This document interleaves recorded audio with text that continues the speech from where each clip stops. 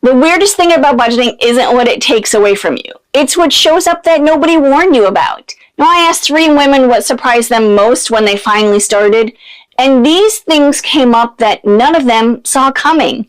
Every single one of them used the same word, weird. And stick around to the end because I'll tell you about the weird guilt that followed me for years. The kind that made me hide purchases in my own home, and how budgeting systems are what finally let me put it down. Hi there, my friend. Welcome back. If you're new here, my name is Sarah, and I'm a certified financial coach, and I help midlife women stop spending on the life they were sold and start saving for the one they actually want. Well, if that sounds like you, stick around and subscribe. My free newsletter and my book, Fundamentally Frugal, are both linked below. Come find me there. Today, I'm walking you through those weird things that happen when you start budgeting. 3 women, Diana's 58, retired teacher from Ohio. Renee is 61, newly divorced, handling money on her own for the first time. And Jenny is 54, married, working, thought she was basically fine. Between the 3 of them, 7 things that felt weird, not because they're strange, but because they're the opposite of what we've been told budgeting feels like. Number 1, she found money she didn't know she had. Diane taught middle school for 30 years, retired last fall. She told me she'd been meaning to sit down and look at her spending for 2 years. 2 years! Not because she was in crisis, just that low-level awareness that things weren't quite adding up. Pun intended. When she finally opened her bank statements, she found a couple $100s a month going to things that she didn't even realize she still had. A streaming service she hadn't opened in 4 months, a beauty subscription she'd meant to cancel, a meal plan kit she thought she'd canceled but only paused. Turns out paused is not the same as canceled, and they just charged her full price for her unpausing. She wasn't upset about the amounts. She was upset that she hadn't chosen them. The habits that cost us the most don't feel like mistakes. They just feel normal.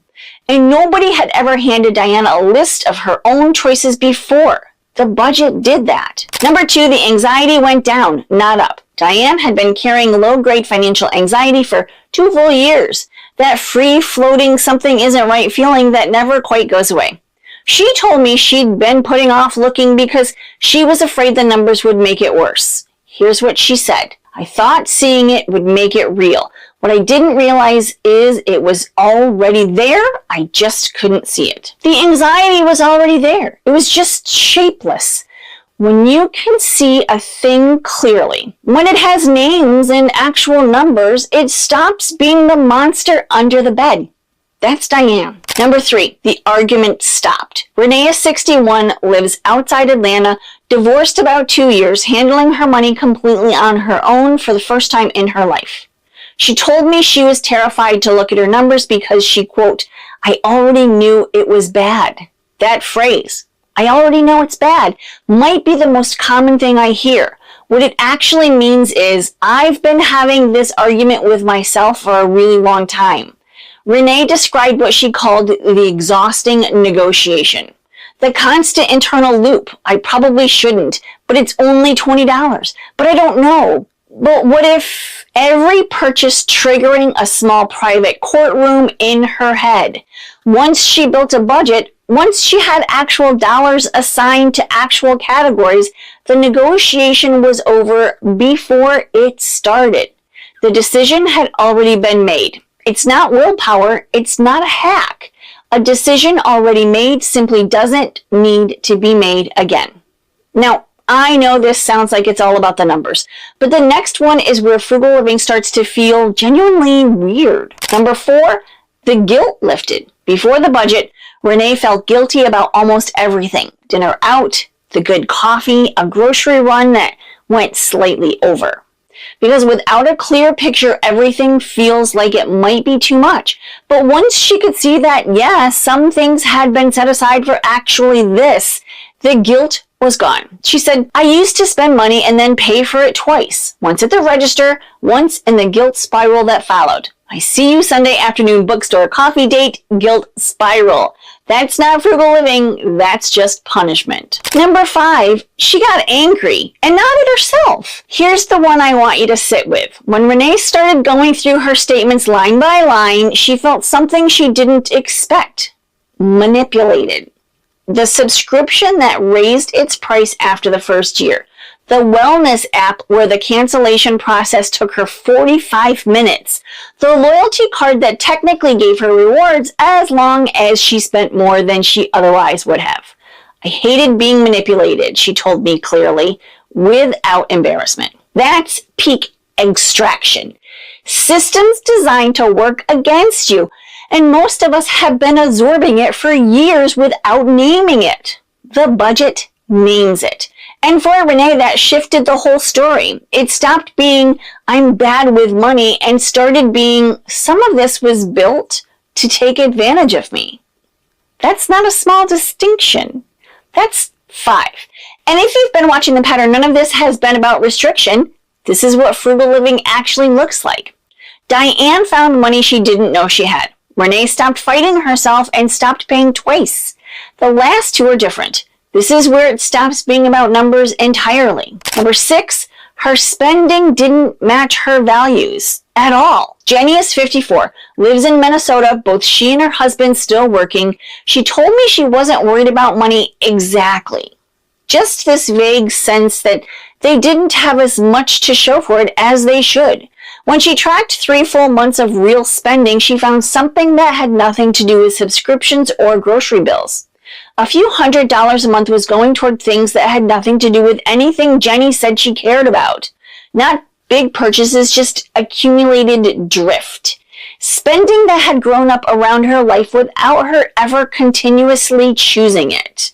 She'd been buying food and drinks while out running errands because she never left home prepared. The fix wasn't a hack, it was car snacks, a water bottle, a packed lunch. She already had all of it in her kitchen. She just wasn't bringing it with her. Frugal living isn't about deprivation, it's about noticing where your money leaks are and pulling it back to where it belongs. Number 7, the budget showed her who she actually was. Jenny said, I would have told you I cared about my family, my home, experiences over things. And then she said, but my spending told a completely different story. The budget showed Jenny the difference between the person she thought she was and how she was actually living. And when she could see that gap, really see it, she said it was the first time in years she felt like she was making actual choices, not reacting, not drifting, choosing. Working in her flower garden, reading on her patio, playing music she liked, those things were already free. The budget just made sure she got there. And that's really the takeaway. Renee's guilt, that paying twice feeling, hit me somewhere personal because I carried that too for a long time. When I was a stay-at-home mom, stretching my husband's paycheck as far as it could go, I felt it every single time I spent money on myself. He was out there doing a very physical job, coming home tired, and I was buying a new sundress I got on clearance, a book, something just for me. And the whole time this voice in my head was saying, who are you to splurge when he's working this hard? And he just always heard we don't have the money for that. That guilt didn't leave when the money got better. It just went underground. I'd still feel it, still catch myself wanting to hide the bag when it came in, like I needed to justify it, like I was still asking for permission. Here's what budgeting did. It showed me on paper in black and white that we have both worked really hard to get where we are. That the life we built was built by 2 people, and when we see something nice now, we can have it, guilt-free. So when Amazon shows up and my husband says, what's this? I can say, a new book, and smile. No flinch, no explanation, and when he comes home from Harbor Freight with ratchet straps and bungee cords he absolutely did not need, I smile and nod along. Because that's the deal. That's the whole deal. Now I want to know, what was your sundress? Not literally a sundress, but the thing you bought for yourself that you couldn't enjoy because someone else was working harder. The thing that should have felt good but came with a tax.